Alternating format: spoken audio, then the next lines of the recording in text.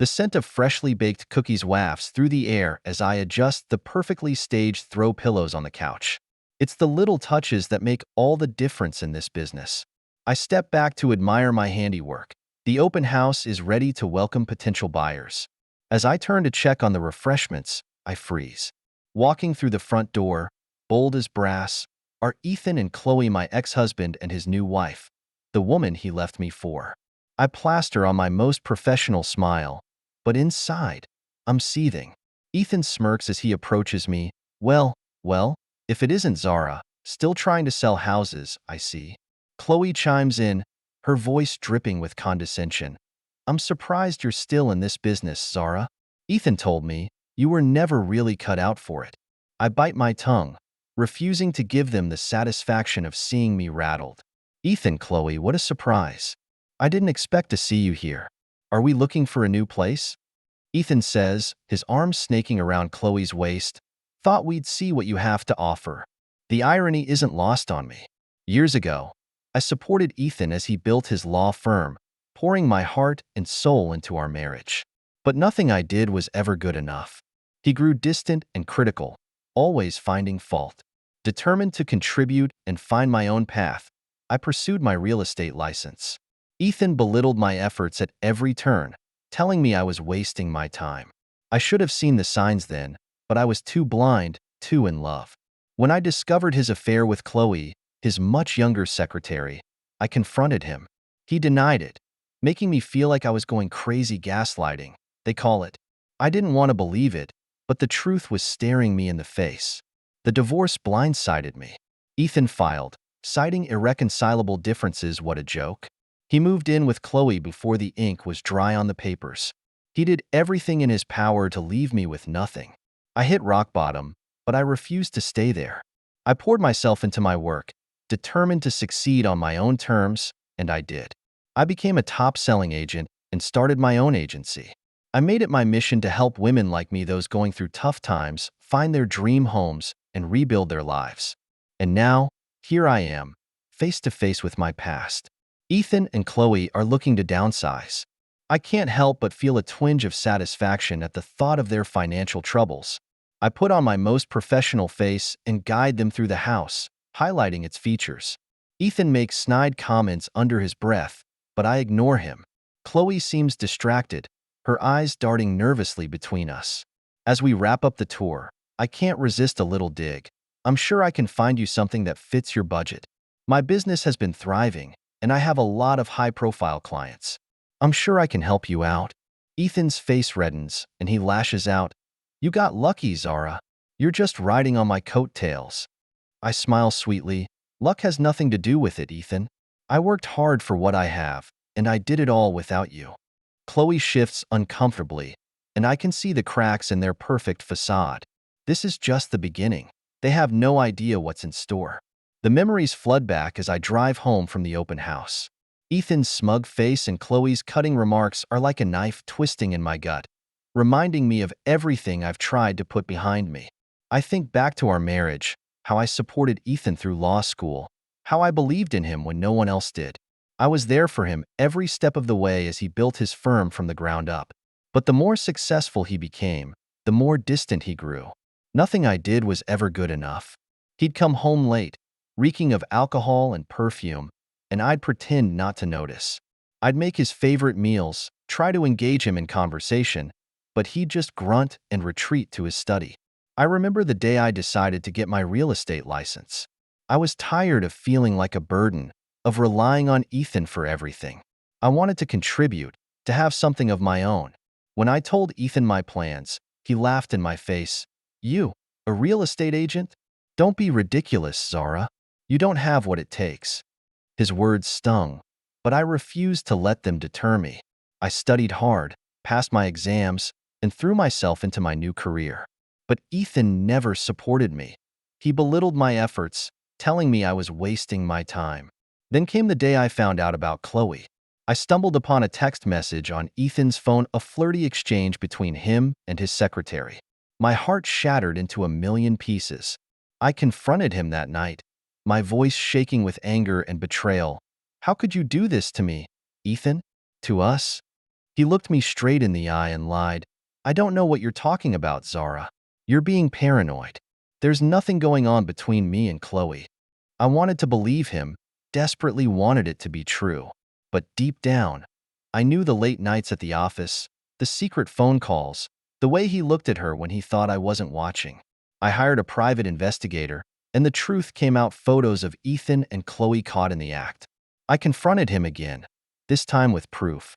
He just shrugged and said, "I guess you weren't enough for me, Zara. I need someone who understands me, who supports my dreams." The divorce was a nightmare. Ethan fought me every step of the way, trying to leave me with nothing. He even had the audacity to claim that I was the one who had been unfaithful. In the end, I walked away with a fair settlement, but I was broken. I had given Ethan the best years of my life, and he had thrown it all away like it meant nothing. I hit rock bottom after that. I could barely get out of bed in the morning, let alone go to work. I started drinking just to numb the pain. I pushed away my friends, my family. I didn't want their pity, their platitudes. But then one day, I woke up and realized I couldn't go on like this. I couldn't let Ethan win. I couldn't let him destroy me. I poured myself into my work, determined to prove Ethan wrong. I would show him that I had what it took, that I could succeed without him, and I did. I became a top-selling agent and started my own agency. I made it my mission to help other women like me, those who had been knocked down but refused to stay there. But seeing Ethan and Chloe today, it all comes rushing back: the pain, the betrayal, the anger. I want to scream, to lash out, to make them feel even a fraction of the hurt they caused me. But I won't. I'm better than that. I'm stronger than that.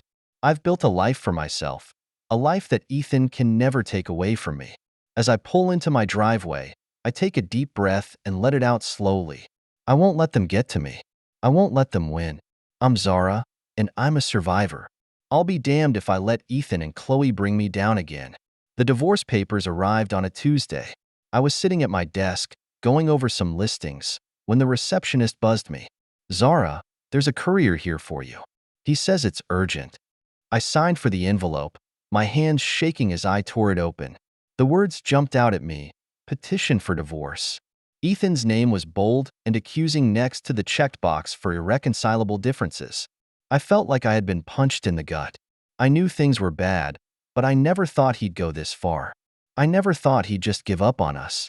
I tried to call him, but he didn't answer. I left message after message, my voice growing more and more desperate. "Ethan, please, can we just talk about this? Can we try to work it out?" But he was gone. I drove by our house, only to find his car missing and a moving van parked out front. The neighbors gave me pitying looks as I sat there, engine idling, tears streaming down my face. I found out later that he moved in with Chloe that same day. He didn't even have the decency to wait until the divorce was final. He just couldn't wait to start his new life with her. The divorce was a nightmare. Ethan fought me tooth and nail, trying to leave me with nothing. He hired the best lawyers, the most ruthless ones, and they tore me apart in court. I remember the day of the final hearing, sitting across from him in that sterile courtroom. He wouldn't even look at me. His eyes were fixed on Chloe, who sat smugly in the front row. The judge banged his gavel, and it was over. I walked away with a settlement, but it felt like a hollow victory. I had lost everything that ever mattered to me. I hit rock bottom after that. I could barely get out of bed in the morning, let alone go to work. I started drinking just to numb the pain. I pushed away my friends, my family. I didn't want their pity, their platitudes. But then one day, I woke up and realized I couldn't go on like this. I couldn't let Ethan win. I couldn't let him destroy me. I poured myself into my work, determined to succeed. I took on every listing, every client. I worked harder than I ever had before, fueled by a fire in my belly that wouldn't be quenched. Slowly, painfully, I started to rebuild my life. I found a new apartment, a cozy little place that's all mine. I made new friends, people who don't know my past, who don't look at me with sympathy in their eyes. I focused on my clients, helping them find their dream homes. I specialized in working with women going through divorces, women who were starting over, just like me. I became their champion, their rock. As the months turned into years, I started to heal. The pain never goes away, not completely, but it becomes bearable. I learned to live with it, to use it as fuel for my ambition. I became a top-selling agent and started my own agency. I surrounded myself with people who lift me up, who believe in me. I found a new sense of purpose, a new reason to wake up in the morning. But I never forgot what Ethan did to me.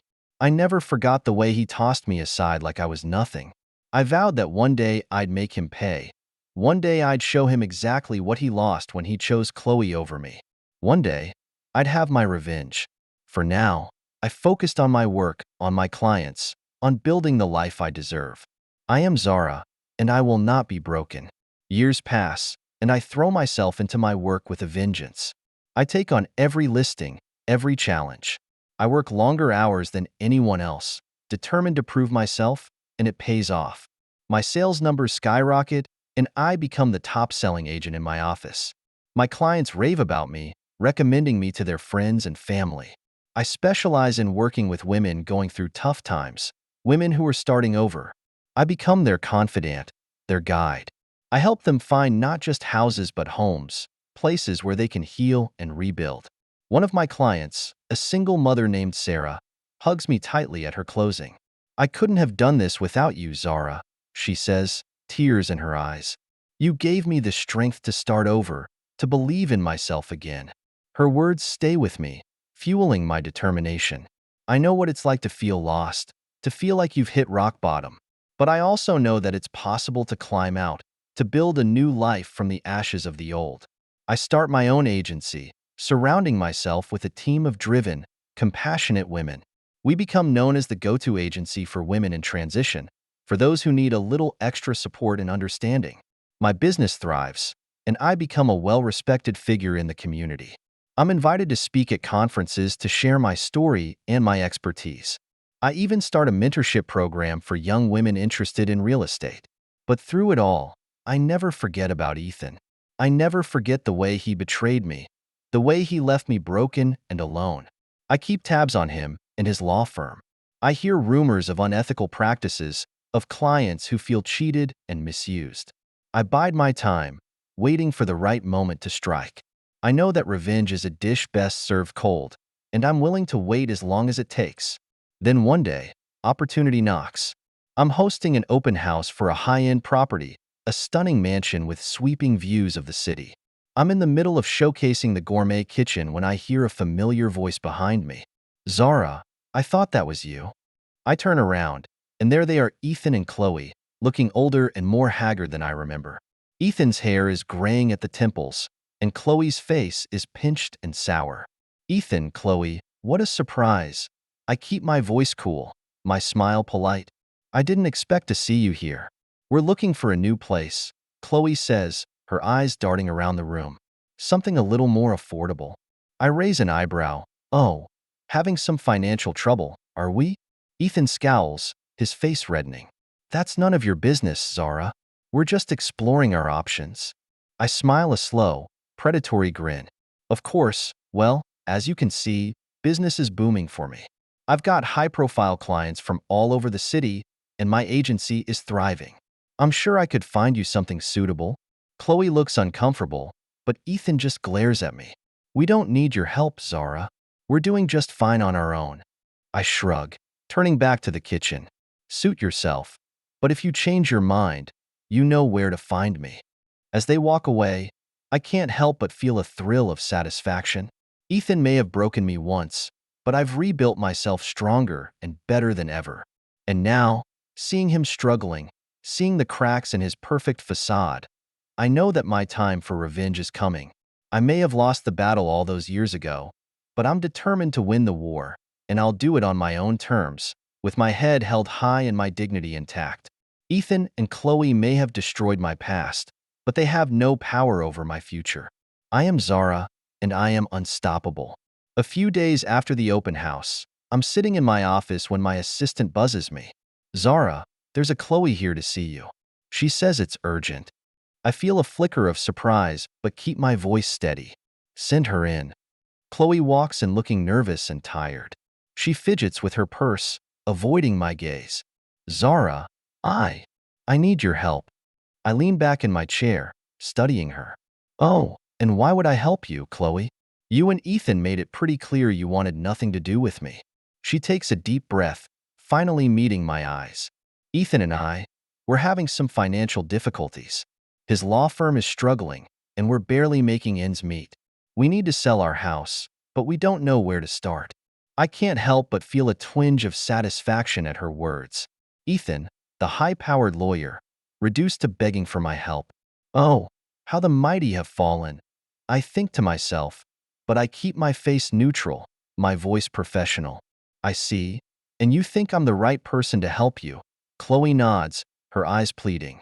You're the best in the business, Zara. Everyone knows that, and I know we haven't always seen eye to eye. But I'm hoping we can put that behind us for the sake of our shared history. I want to laugh in her face, to tell her exactly where she can stick her shared history. But I hold my tongue, sensing an opportunity. Very well, I say, standing up and smoothing my skirt. I'll take a look at your property and see what I can do, but I make no promises. Chloe nods eagerly, relief flooding her face. Thank you, Zara. You have no idea how much this means to us. Oh, but I think I do, Chloe.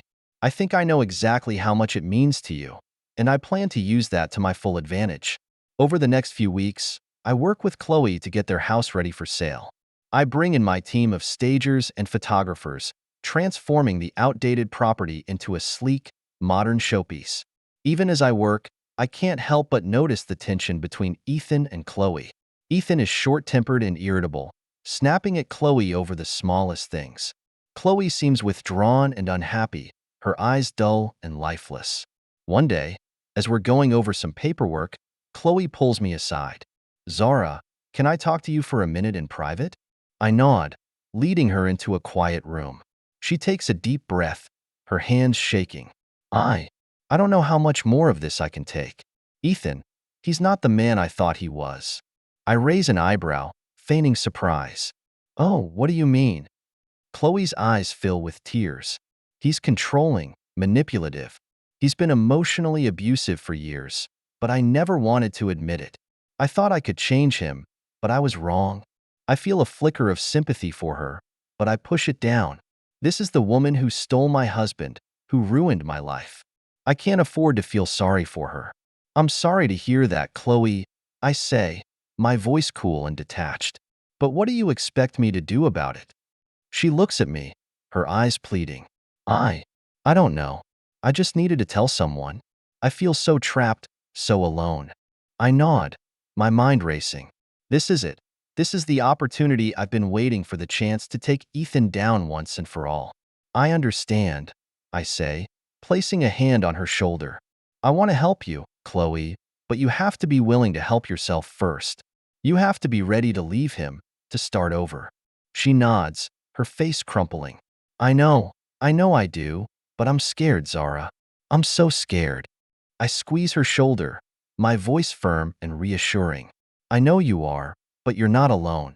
Chloe, I'm here for you, and together we'll make sure Ethan gets exactly what he deserves. Over the next few days, I work closely with Ethan and Chloe, showing them potential properties that fit their budget. I'm professional and courteous, but I can't help but notice the growing tension between them. Ethan is short-tempered and impatient, dismissing every house I show them with a sneer. Is this the best you can do, Zara? I thought you were supposed to be the top agent in town. I bite back a retort, keeping my smile firmly in place. I assure you, Ethan, I'm showing you the best properties available in your price range. But if you have something specific in mind, I'm happy to keep looking. Chloe, on the other hand, seems withdrawn and distracted. She barely speaks during our showings, her eyes fixed on the ground. I catch her looking at Ethan with a mixture of fear and resentment, and I know that our conversation from the other day is still weighing heavily on her mind. As we're driving back from yet another unsuccessful showing, Chloe suddenly speaks up from the back seat. Zara, can we talk privately? I glance at Ethan, who's scowling out the window. Of course, Chloe. Why don't we grab a coffee? I drop Ethan off at their hotel, promising to meet him later to go over some paperwork. Then I drive Chloe to a quiet cafe, ordering us both a latte. She takes a deep breath, her hands wrapped tightly around her mug. I've been thinking a lot about what you said the other day about leaving Ethan, starting over. I nod, keeping my face neutral. And what have you decided? Chloe's eyes fill with tears. I don't know if I can do it.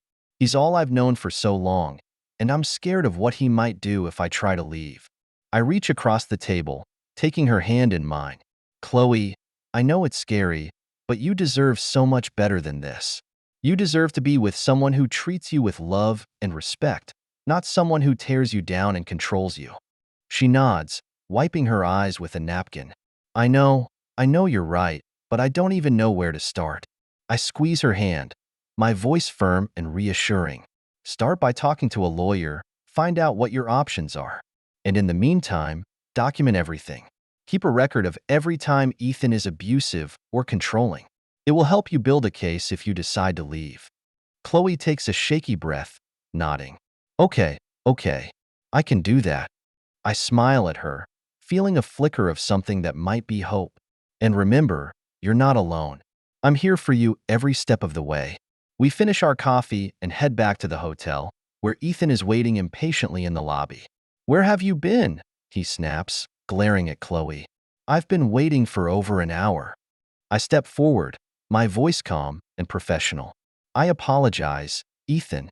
Chloe and I had some business to discuss, but I assure you, everything is under control. He scowls at me, his eyes narrowing. It better be. I don't have time for any more of your games, Zara. I smile at him, a slow, predatory grin. Oh, Ethan, you have no idea what kind of game I'm playing. As I walk away, I can feel his eyes boring into my back, but I don't look back. I have work to do. Over the next few weeks, I help Chloe gather evidence of Ethan's abuse. She starts keeping a journal, documenting every cruel word, every controlling action.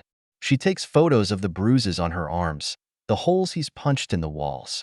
And all the while, I'm building my own case against him. I reach out to some of his former clients, the ones who felt cheated and misused. I gather evidence of his unethical practices, his shady dealings.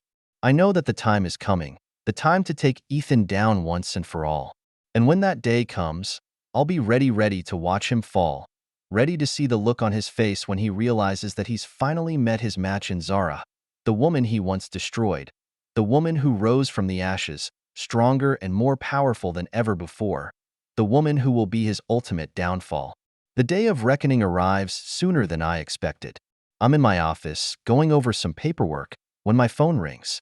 It's Chloe, and she's hysterical. Zara, please, you have to help me. Ethan found out about the lawyer. He's furious. He's threatening to hurt me, to ruin me. I'm on my feet in an instant, grabbing my keys and my bag. Chloe, listen to me. Get out of there now. Go somewhere safe. I'll take care of Ethan. I can hear her sobbing on the other end of the line. Okay. I'll go to my sister's place. But Zara, please be careful. He's not in his right mind.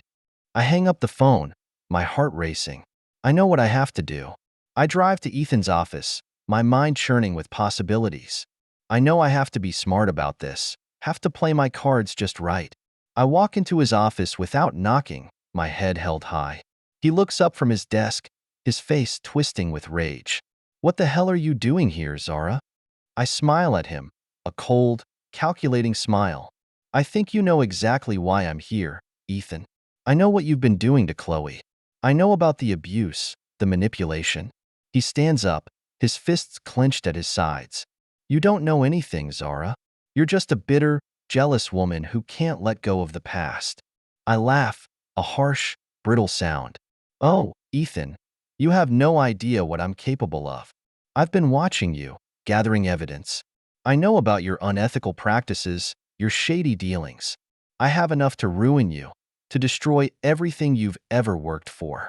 His face pales, and I can see the fear in his eyes. You're bluffing. You don't have anything on me. I reach into my bag, pulling out a thick folder. Oh, but I do, Ethan. I have testimonies from your former clients, the ones you cheated and lied to. I have financial records showing your embezzlement, your fraud. I have photos of Chloe's bruises, the ones you gave her when you lost your temper. I toss the folder onto his desk, watching as he scrambles to pick it up. It's over, Ethan. You're finished. And if you ever come near Chloe again, if you ever lay a hand on her, I'll make sure you spend the rest of your life behind bars."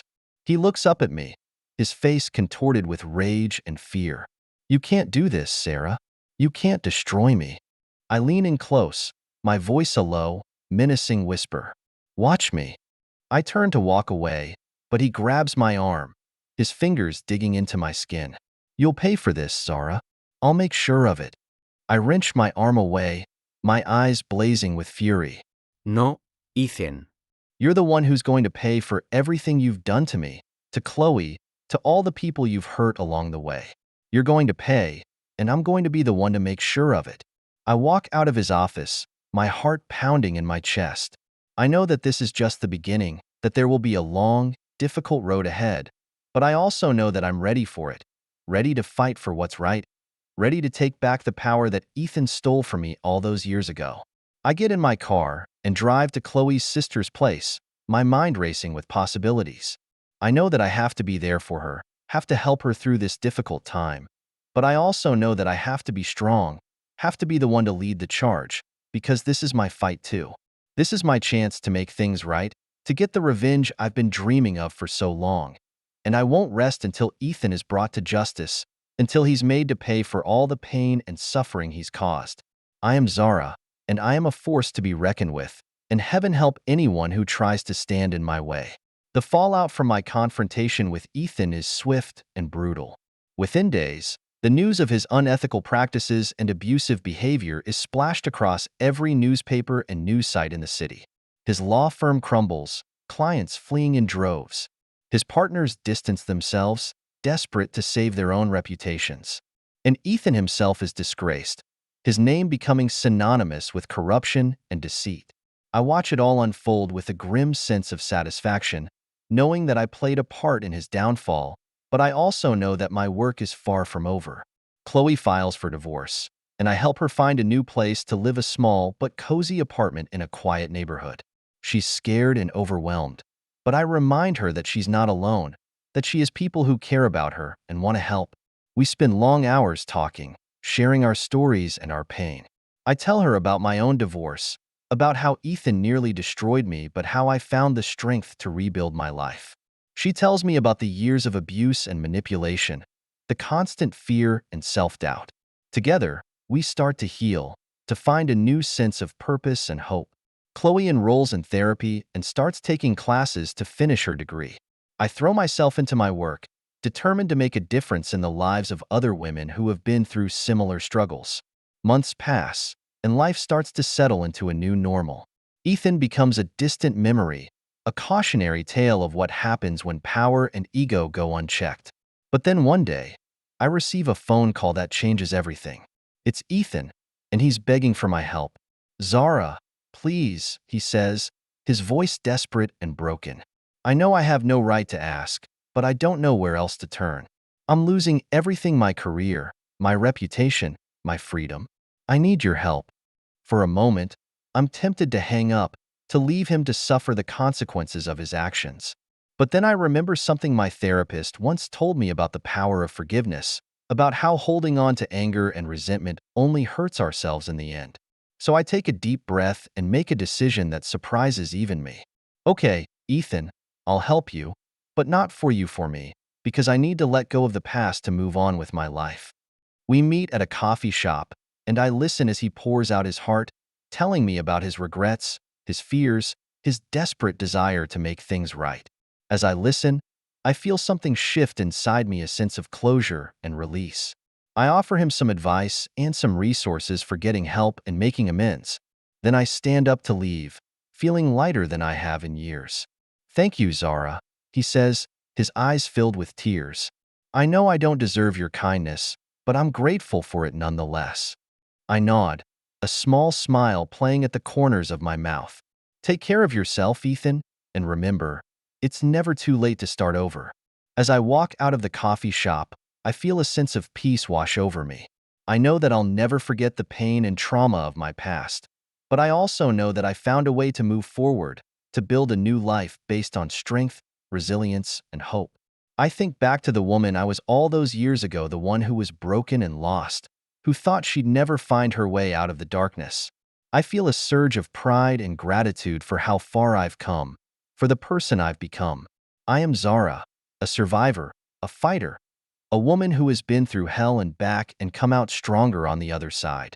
And I know that no matter what challenges life throws my way, I have the courage and the determination to face them head on, to keep moving forward, one step at a time.